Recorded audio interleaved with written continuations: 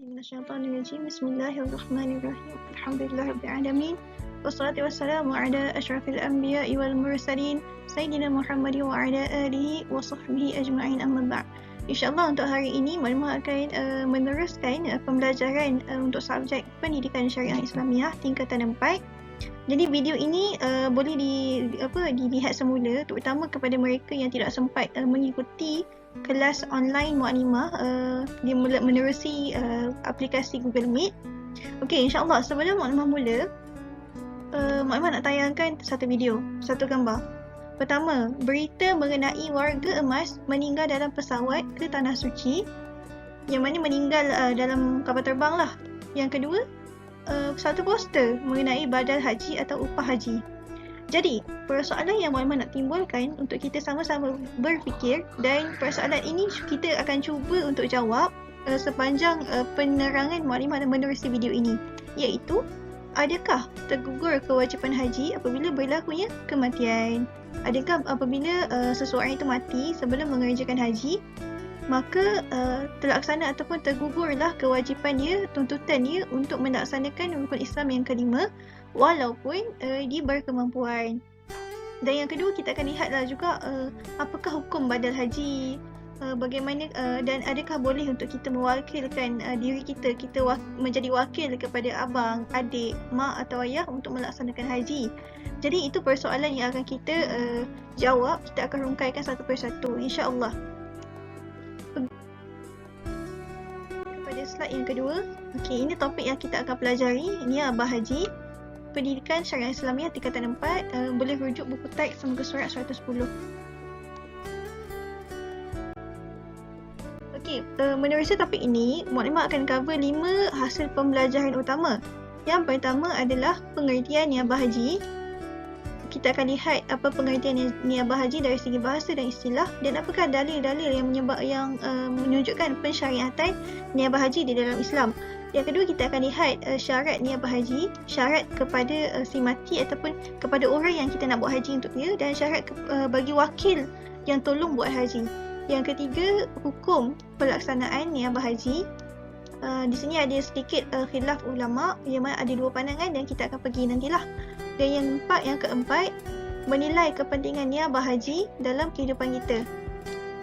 Apakah kepentingan niabah haji ini dalam kehidupan kita seharian? Dan yang kelima adalah apakah hikmah atau falsafah niabah haji ini disyariatkan di dalam agama kita? Apakah hikmah yang ingin ditonjolkan? Jadi 5 hasil pembelajaran ini kita akan cuba capai sepanjang penerangan Mu'allimah dalam pembentangan ini. Okey, kita takrif ataupun definisi niabah haji. Okey, dari segi bahasa, niabah haji adalah menggantikan daripada nabah yang ibu niabah. Niabah adalah kata masdar, kata terbitan. Dari segi istilah pula, mengerjakan haji untuk orang lain yang masih hidup atau yang telah meninggal dunia dengan syarat-syarat tertentu. Juga niabah ini juga boleh dibuat untuk umrah. Maksudnya niabah umrah. Di sini Mu'allimah ada warnakan dengan warna yang berbeza 3 poin utama dalam istilah ataupun definisi istilah niabah haji. Yang pertama, mengerjakan haji. Yang kedua, untuk orang lain yang masih hidup atau yang telah meninggal dunia. Dan poin yang ketiga adalah dengan syarat-syarat tertentu. Kemudian kita bergerak kepada slide seterusnya. Okey, apakah dalil-dalil keharusan niabah haji ini? Niabah haji disyariatkan menerusi hadis Nabi SAW yang mana diriwayatkan oleh Abdullah bin Abbas. Abdullah bin Abbas berkata bahawa Rasulullah SAW berkata, matanya berbunyi seperti inilah. Ja'at imra'atun min khas'ama arama hajjatil wada'i ya Rasulullah, inna faridatallahi ala ibadihi fil hajji adrakat abi shaykhan kabiran la yastati'u an yastawiya ala rahilati fahal yaqdi anhu an ahujja anhu? Qala na'am wa dhalika fi hajjatil wada'. Rawi Abdullah bin Abbas, Al-Muhaddith Al-Bukhari, Al-Masdar Sahih Al-Bukhari. Daripada hadis ini menunjukkan keharusan niabah yang mana membawa maksud seorang wanita daripada suku Khas'am datang kepada Nabi Muhammad SAW dalam tahun Haji Wada'. Lalu wanita tersebut berkata, "Wahai Rasulullah, kewajipan Allah kepada hambanya pada haji telah dikenakan kepada bapa saya dalam keadaan dia sudah tua, tidak boleh menaiki kenderaan. Jadi bolehkah saya mengerjakan haji untuknya?" Maka Nabi SAW bersabda, "Ya."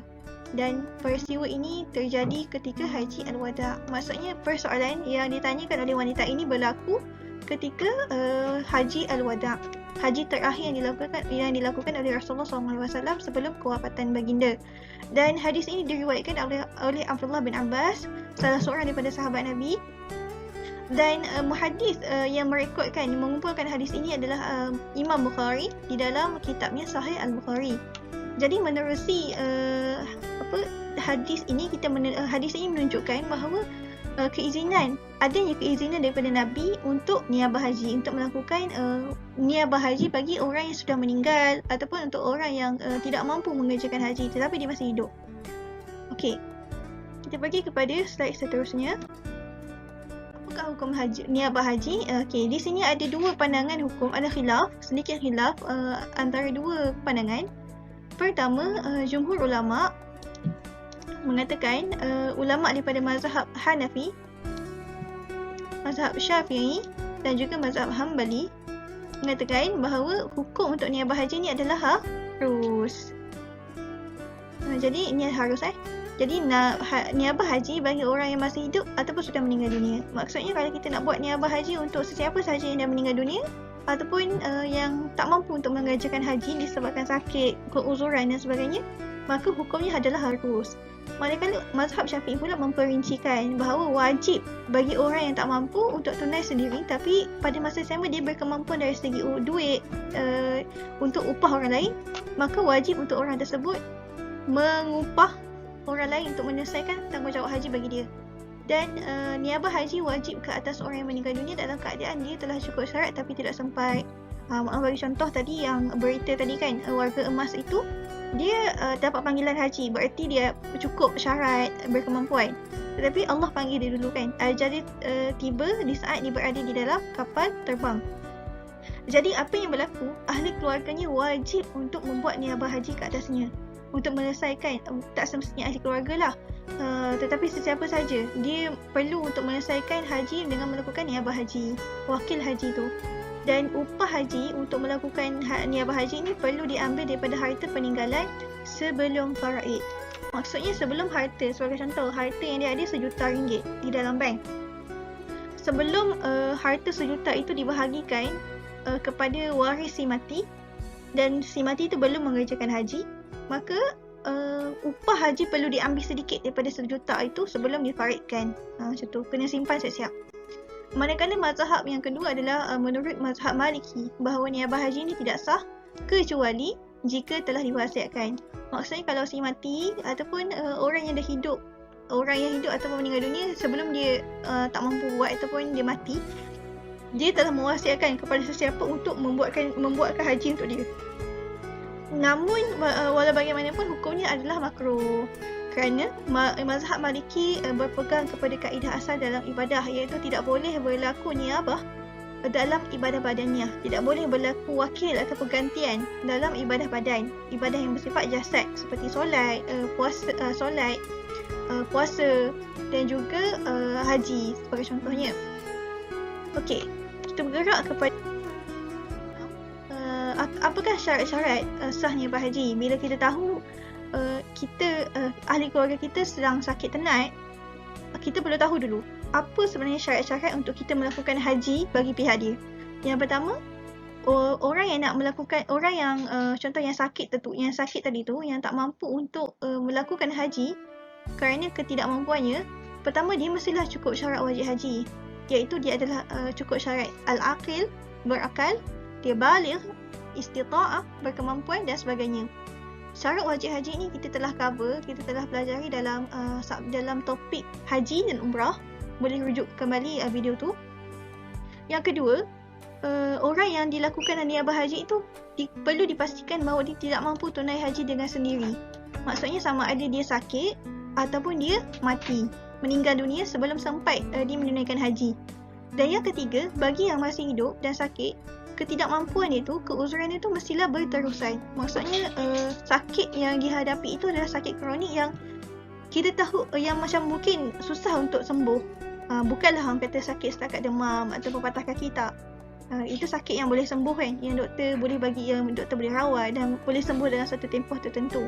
Tapi sakit yang orang kata keuzuran atau ketidakmampuan bagi mereka yang masih hidup tetapi tidak mampu pergi ke haji, maka mestilah ketidakmampuan itu berterusan.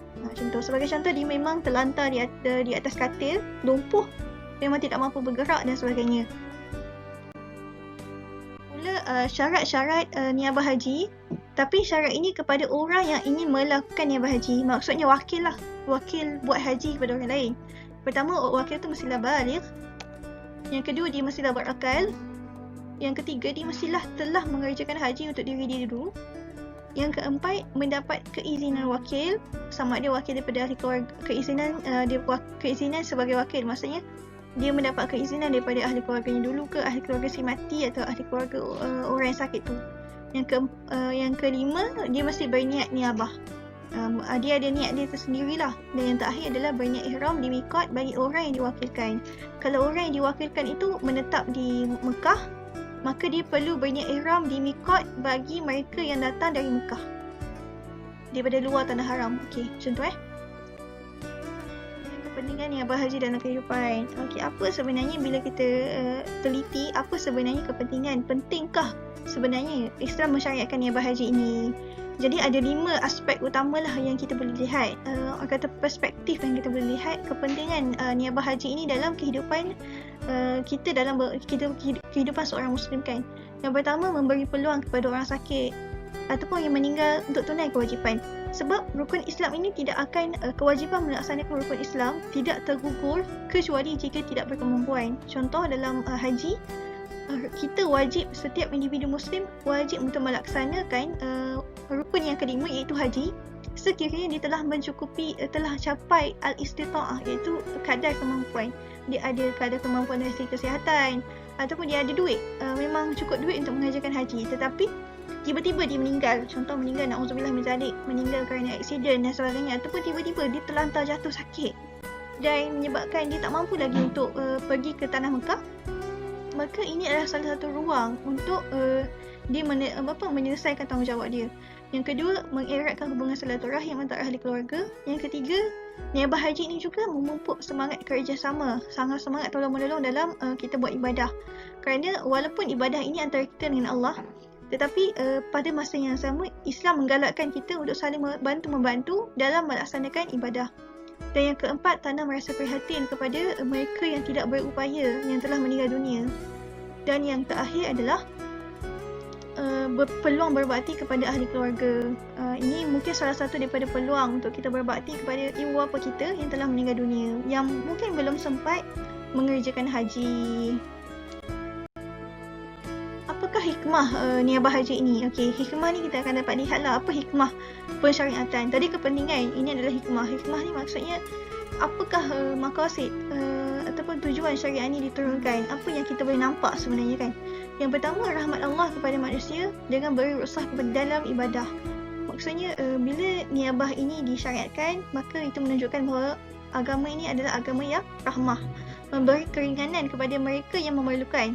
Yang kedua, Islam ini sentiasa memberi peluang kepada semua umat Islam untuk menyempurnakan rukun Islam yang kelima untuk mendapatkan redha Allah. Maksudnya kepada semua yang berkemampuan dari segi kewangan, tetapi mungkin dari segi jasmani atau fizikal tidak berkemampuan, Islam masih memberi peluang untuk dia menyempurnakan agamanya, menyempurnakan rukun Islam dengan niabah haji. Yang ketiga, jalan untuk kebaikan, berlumba-lumba kejar kebaikan dan berbakti, seperti mana firman Allah Ta'ala, fastabiqul khairat wasari'u ilal maghfirah.